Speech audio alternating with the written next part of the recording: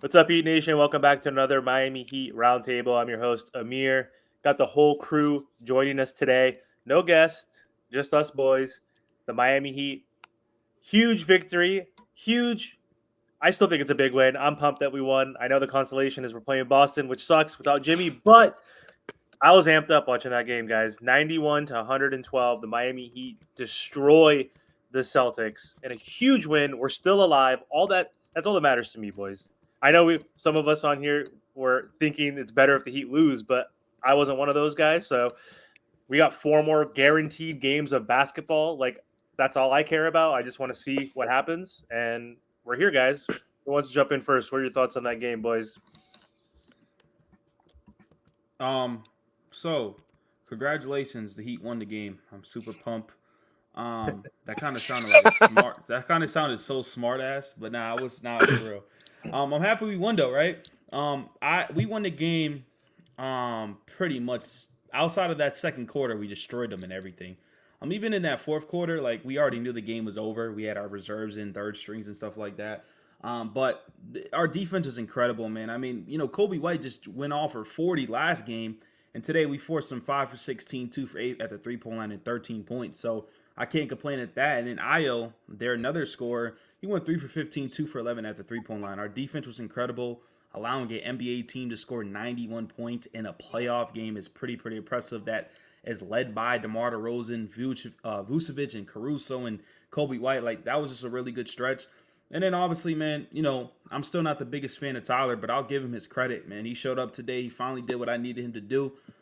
If this game was a little bit closer, I'm pretty sure he would have got that triple double. But 100% at the free throw line, damn near half at the 3 point line, 4 for 9, 24 points, 10 rebounds, 9 assists. And everybody was saying that Jaime needs to play that Jimmy Butler role, and I honestly think he probably played better than what Jimmy Butler would have provided us in this game right now. So shout out to Jaime. Shout out to this team for winning the game, and now we're getting ready for the Boston Celtics. I think you're seeing a lot of different players combining, doing what Jimmy can do. And it sounds ridiculous, but when you think about it, Jaime Jaquez, Caleb Martin, and Haywood Highsmith, they're going to make up. If we can figure this out, get it together. I think the kind of coaching you saw tonight from Eric Spoelstra was great. The lineup rotations, the switching, it was reminiscent of Phil Jackson in the 93-94 season when Jordan retired and he had a team with Pippen was the leading guy and led him to 55 games. It was the coaching. You saw a lot of great movement from Spoelstra tonight. I love seeing DeLon Wright out there. He provides great energy. Haywood Highsmith, Caleb Martin. I need more from Caleb Martin. Caleb Martin's about to play in Boston again. So if we can get Caleb Martin from last year, if everybody can step up, I mean, I know Boston's a juggernaut. I know everybody's saying we can't do it, but why the hell not try? Yeah, before you jump in, giving Spo some flowers. So we went on a 26-2 run. We were down by 4 or 5 points to start the game. Both teams were coming out hot. Chicago made their first 3 or 4 shots, and we went on a 26-2 run, and that was basically all she wrote at that point. 17-point lead in the first quarter. DeMar DeRozan woke up. He is their star. He's their aging star, but he literally had 13 points in the second quarter alone, 15 at halftime. If you remember in the third quarter, Spo was blitzing DeMar DeRozan almost every time he touched the ball, and he only had 7 points. He's like, I'm gonna make these other guys beat me because they weren't making shots in the first half, and they simply didn't make enough. They did come back within 7 at one point, but that's the closest they got. And then we went on a 7-8-0 run again, and we busted their ass. So I want to give flowers to Spo playing, shorthanded per usual, what he's used to, but huge game, man. Martel, what are your thoughts? Yeah, it's a very huge game because think about it. With no Jimmy Butler, this team could have easily have flopped. Tyler Hero and Bam Adebayo. This is why they're here. We need their. There are cornerstone players going into the future, so they're gonna have to use these games to step up. Now with Boston, this can really either go three ways. They either blow us out, or it's competitive, and then a team kind of pulls away close to the end, or the Miami Heat they do the unthinkable. It's kind of like what Ernest said. Why not? I will say if we do win this series, though, it has to be built off of defense. And guys like Haywood Highsmith, Caleb Martin, and DeLon Wright, they're going to have a huge job, running around chasing, Tatum and Brown. My biggest concern, which is not really, too crazy because we can kind of implement Kevin Love, is the size issue with Porzingis. How are we going to slow him down they're a really big juggernaut, but the Boston Celtics, they always do find a way to fumble something. So, like as long as they're competitive, that's all we can really ask for. They're so lucky that we don't have Jimmy Butler, but all I want them to do is just be competitive. I want to see more Thomas Bryant in the Boston Celtics series, and I Yep. don't want to see him because of playing time, rebounds, scoring, nothing. I want to see him because against Porzingis, you need a big body that can give you 6 fouls.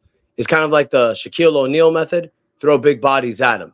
You don't have Jimmy Butler, so you need to stop people as much as possible. Tatum's going to do his thing. Brown's going to mess up with his left hand, so you're hoping is that you can contain the other guys and try to beat them with defense, like Martell said. How do you beat Porzingis? We got Bam, one of the best defensive centers in the NBA. It's going to be tough. I'm not saying it's, the Heat are going to do it. Chances are Boston's going to beat us. But why I like that we won, we've all talked about this. In the offseason, we may see a whole overhaul and change. Big O was on here. What did he say? What's the value for Jimmy Butler and Tyler Hero? Jimmy Butler just got injured. His value was last year in the playoffs. We need Tyler Hero to do amazing in these playoffs because it could either show us, hey, maybe we could ride with this guy if he's not injury prone. Maybe next year he doesn't get injured and let's see what we can have. Or maybe it gets us that piece, that number one that we've all been talking about. Maybe a Donovan Mitchell, maybe someone else like that. I know people are saying, no, Tyler's your cornerstone, your future. We haven't really seen it in 5 years. So if Tyler's able to give you some great games in the playoffs, showcase some great highlights, increase his value, we also have our draft pick this year, our first round draft pick with our 2030. And I don't know if I'm wrong. Doesn't the 2031 pick become available too? Mm-hmm. You can trade multiple picks with a Tyler Hero and a piece and maybe get something big. I'm talking about in the future. We still have this year. I'm the guy that lives in the moment. Let's see what we can do. But this is also increasing value for certain players as well. So we got to look at that as a positive. This win tonight was a positive in a lot of different factors, in my opinion. I agree. So I don't want to be negative Nancy and stuff. I actually think this is what the Boston Celtics don't want, because when you go against an underdog this much, you go into these games thinking, oh, we got this. And I've been watching Boston for a little bit, and one thing they tend to do is blow leads. They blow a lot of leads because they get so comfortable, and you don't want to do that with the Miami Heat. I said this in my video that I dropped about an hour ago. Go check it out. But if I'm confident, and this is and y'all don't hear this usually, I'm confident if Terry's out there and Duncan is 100%, which I don't think he'll be 100%, but if he's just playing with Terry, with the squad that we have, I'm actually confident that we can force a 6. Do I want to win the series? Of course. I hate the Boston Celtics. But I want to take it back a couple years ago. Do y'all remember that Pelicans versus Suns series where the Pelicans were that 8th seed and the Suns were the favorites? The Pelicans pushed them. The Suns won, but they won the war, but they lost the battle. I think I'm saying it right. They really did, because they came up in the second round, the third round, and they were tired, and that led them to losing the championship that year to Milwaukee. Yep. So, I know you got something to say, Mayor. I see your face. I want to do that with Boston. That's a great point. That's the fucking point. That's a great point. That's all I want to do. Yup, I love that. We're not going to beat them. Sorry. Like, I'm more optimistic normally. Like, our offense is simply not good enough to play against that team that is the number 1 offense and the number 2 defense in the NBA. They are a freaking juggernaut. The only chance we have is, and I don't wish this upon anybody, but Jason Tatum or Brown or someone gets injured. I was thinking now. Why'd you say that? I don't want it to happen, but I mean, like, that's the only way they win. Like, to your point, Trent, I don't even, like, I'd be happy for 5. I would be happy that we get extra Miami Heat basketball, just extra reps for our boys. I want Tyler to audition. Like, I'm sorry, Tyler, with all the injuries, he's inconsistent also. It's like, you see, he has a game like he did against Philly, which he had to huck up shots. Like, he had to throw those shots up, right, to a certain degree. But then he does what this game? He shoots. I mean, he started off pretty slow. He was 1 for 5, and he was 3 for 9, but he picked it up and had an efficient game. But can you do this consistently? He hasn't shown us that. That's why I don't hate Tyler. I don't love Tyler. I'm like neutral with him. Like, I like Tyler. He's a good player, but he's in year 5. what year did Dwayne Wade win a championship? Year 3. Like, what year do Oh, yeah. players start getting better? 3, 4, 5. Look at Shea Alexander. Look at Luca. Like, all these guys who are actually like going to be that type of guy were good after year 3, year 4, right? It doesn't take 6, 7, 8 years like to become a superstar. He could be a star, but not an all-star, in my opinion. Anyway, I love Ernest, you hold said up. that, Trent. Though, sorry, let me finish the last point. Yeah. Even if we don't beat Boston, let's freaking try to go to 5, 6 games. Let's get them tired early on so they don't have an opportunity to win a championship. Let's get them like tired. Let's get them banged up playing Miami Heat basketball with that defense. Like, let's just, as long as the Lakers and Boston don't win a championship this year, I don't give a shit who wins. I'm happy. Like, I'm happy we I want made to see a good series. I want to see a good Exactly. series. Yeah. I want to see a good series. Competitive. Ernest, so let me ask you this because you brought up a really good point, and I actually agree with the point, but I also want to play devil advocate. For sure. Yeah, right. So some scouts may look okay. If Tyler wins this series, then scouts will be like, okay, maybe we'll look at him, right? And I'm talking about top office and stuff like that. Maybe if Tyler wins the series, we're gonna give him an extension. Yeah. No, but look, You no, think hear this me is out though, because this is to Ernest's Stop. point. This is to Ernest's point right here, though, right? So he said this is like an audition for him, but I want to look at the other side. They're gonna be like, well, this is an audition for him, but can he do this with star players? Because he couldn't do it with Jimmy and Bam. Obviously, he's gonna be the one that has the ball in his hand majority of the time. He's gonna take the most shots. So for him, he should be playing well. His numbers should look good. Efficiency, that's a different story, of course, right? Because we seen him go 9 for 27, but his numbers still look pretty decent, right? So you could look at that side and be like, whoa, because they already don't look at Tyler as that guy to trade for like a big name like a Donovan and stuff like that. Which I think that Donovan Mitchell thing is actually turning real because I keep seeing reports that came out today, literally today, and it's getting more and real. But like your point's valid, but also I think some scouts look at Tyler like, well, Jimmy's not there, of course he's gonna play good. Like there's always gonna be that side. So I think it works for both sides. Hopefully Tyler can shut me up. No contract extension because that's where we get screwed. We do not need to do that. And let's just go have fun. It sounds like, losing mentality, but when you don't have your best player, just go out there and have fun. My question to everybody in the group is, y'all keep saying 4, 5, 6, but like, what's a legitimate prediction for you guys for this series? I think people get the wrong idea when we talk about Tyler Hero, because in my comments earlier, there were some people who were like, Tyler's the future. Tyler's the guy that's going to lead the Heat in the future. I don't think any of us disagree or anybody would like say that Tyler Hero's a bad basketball player. We all know that Tyler Hero's a hooper. Tyler Hero's a bucket getter. The point that I've made is that with this particular team, the way that we're constructed, the way that we're built, it's probably not the right fit for him. You put Tyler in San Antonio with a Victor Wembanyama where he can score and be crazy, that might be the best fit for him. So I think people get the wrong impression when we talk with Tyler Hero, because I think all of us agree that Tyler Hero is a great bucket getter and he can do great with this team. It's just depending on where he's playing. So with Jimmy Butler out, he's gonna do his thing. He's gonna be able to create. He's gonna be able to do whatever he wants to do. Now, can he lead us? How far we can go? Honestly, bro, I mean, I think the honest prediction, what people will say, is Celtics are in 5 or 6.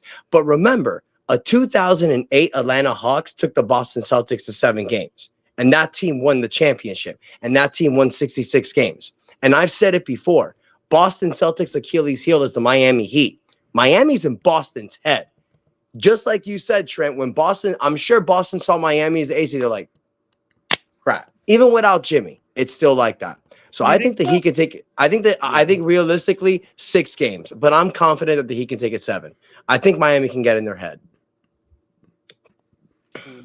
You want to go That's no, but that's if Terry's available. If Terry's available, they have a good shot. Yeah, I agree. Because then it comes down to offense, man. Like we could play spectacular defense, but then also too, this will also solidify Bam Adebayo. Because don't get me wrong, like because I also say it too. He does a lot for this Miami Heat team, but we're gonna need offense from him, and Porzingis cannot stay in front of him. He's going to have to be Bam Adebayo, 25 and 10. Just like how he was like in the beginning of the season. We're Yup. going to need him to play at a phenomenal level. Yeah, Tyler Hero, he's going to have the bulk of the offense as well, but Bam Adebayo is going to have to abuse all those mismatches. You see what I'm saying? He's going to have to take Yup. it to Tatum, take it to Brown. He's going to have to take it to Porzingis. That's where the role players now come in because whoever's leading the charge, that's the energy they're going to feed off of. I'm sorry, but Bam's gonna have trouble. I know you can take. No, he is. He is. It's not going to be They're easy, the but number 2 defense in the NBA. Like, come on now. It's like Bam had 8 shots tonight. He had 13 and 4 and 4 in the biggest game of the season technically because it's the only elimination game. So like, it's hard for me to see it. Like, I hope he does. I hope he steps up and turns on that switch. But he didn't in Philly. He didn't tonight when Jimmy wasn't there. It looked like we were going to run the offense through him in the first play of the game. He had a beautiful turnaround jumper, hit it. Second half, like second quarter, didn't touch the ball. It was just mainly Tyler and Hawkes, which is fine. We were winning. But then in the second half, in the third quarter, he came around and did like a nice little jump shot on Voos. He should be taking Voos off the dribble all day. He should be abusing him. He was getting double teamed for a fair point. Caruso was watching him. Stop it. Boston is going to do the same thing. They're gonna like, who are you? They're not going to double Tyler. Like Drew I Holiday would. can handle Holiday, but Drew Holiday can handle Tyler. They're going to Amir. blitz Bam. Amir, if you take Tyler out the game, where's the offense coming from?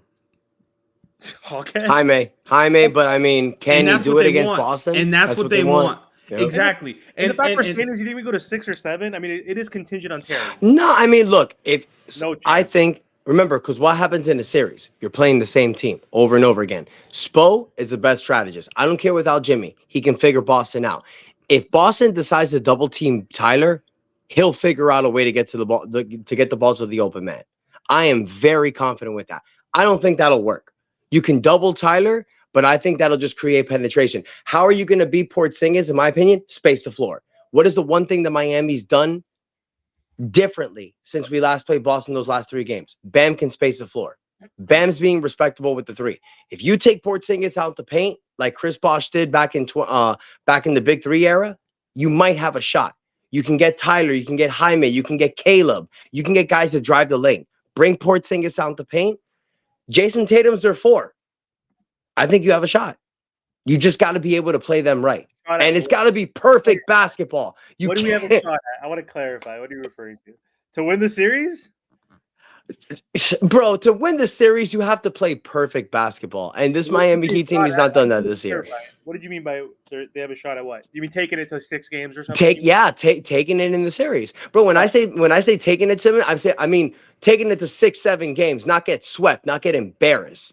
We need them to do this against Boston to raise value of certain players. Because what are we talking about offseason? Guys, it's going to be the Damian Lillard thing all over again next year in this offseason. Trade rumors, all this stuff. We know we're going to go through it.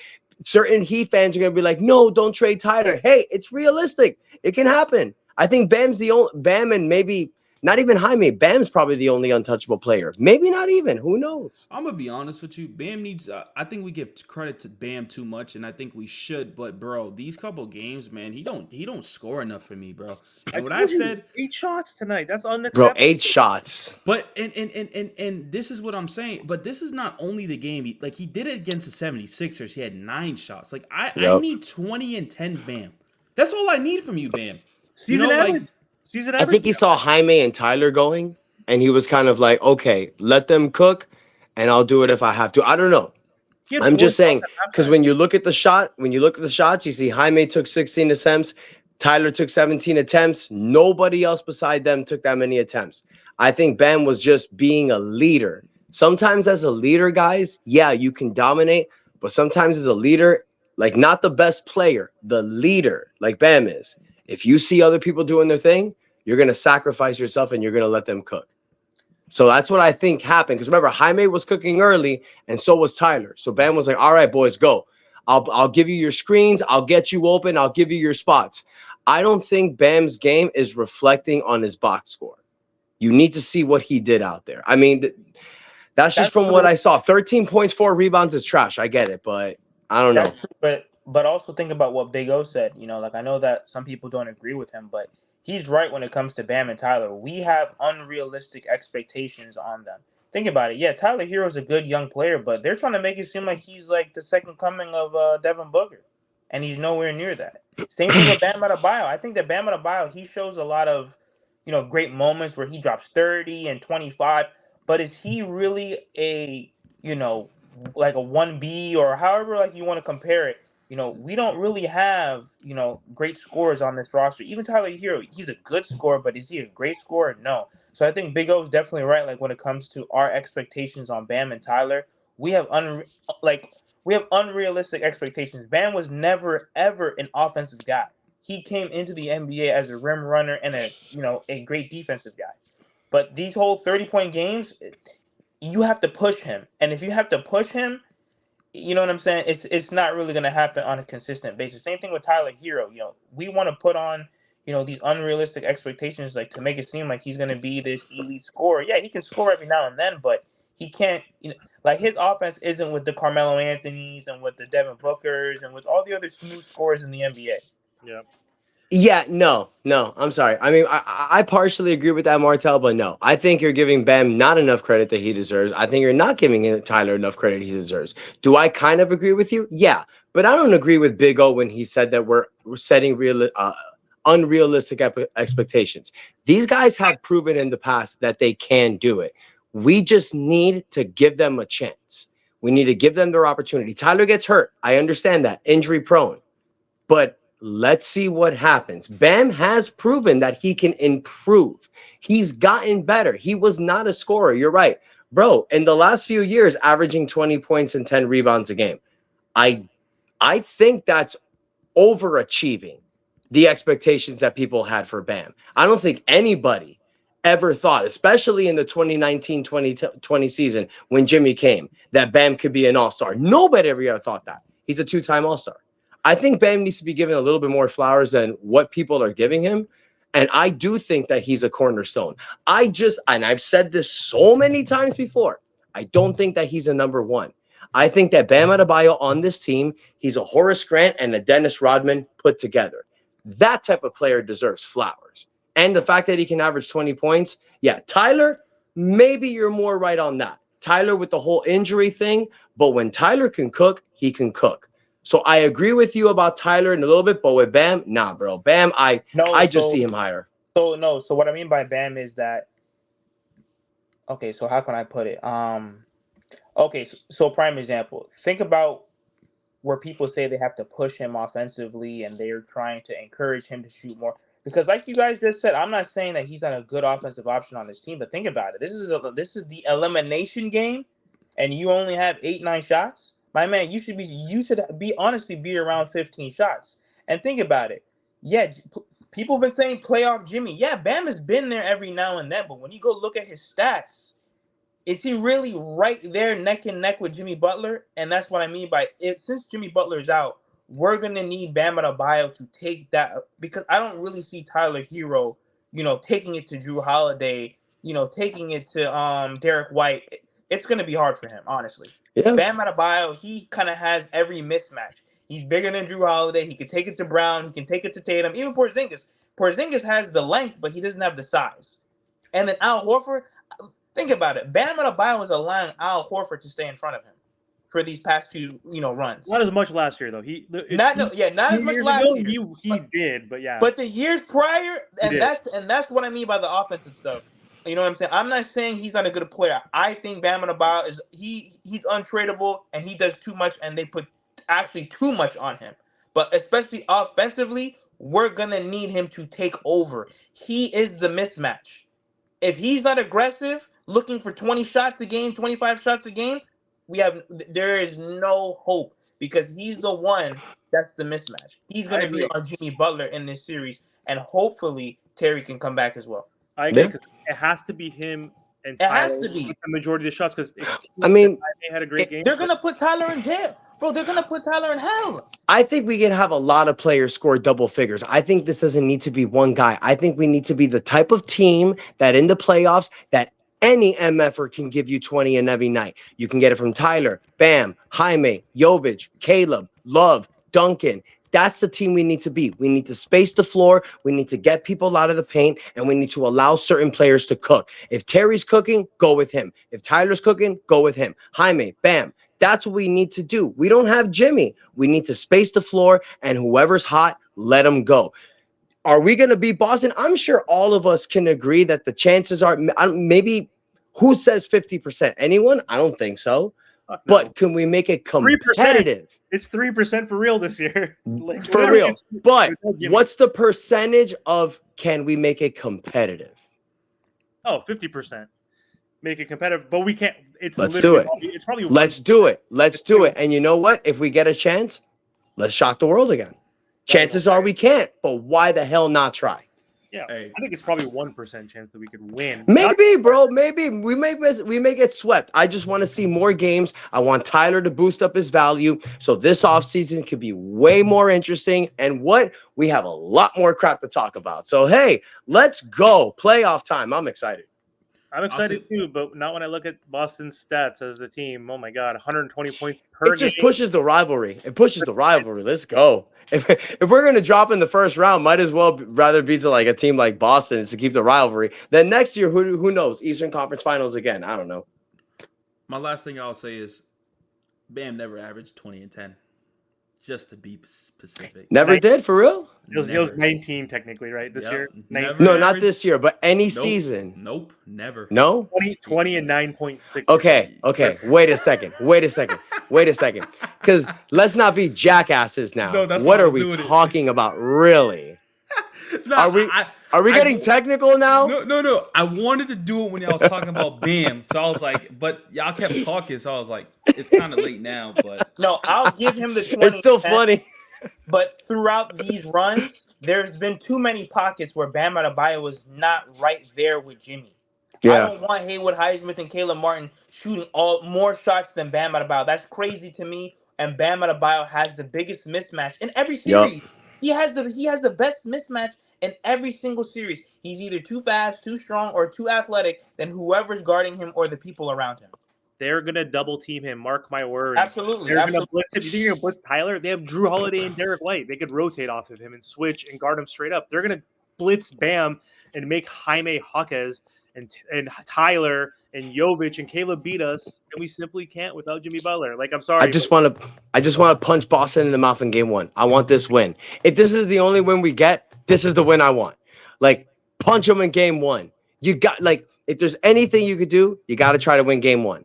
Because if you win game one, now the whole series is in your favor. It's in your momentum. So that's what we need to do. We got to try to get game one. So I'm excited for Sunday, guys. Let's go. Just win one. All we need is one on the road, Sunday or Tuesday. Like, let's just try to get one. I honestly think, because I don't know about Terry, but I feel like the Celtics are going to beat us in 5. But I'm also delusional enough to think that this Miami Heat could take it to 7. Because, like, who knows with this team? This team is Jekyll and Hyde. This team is torture. You never freaking know, right? Let's go.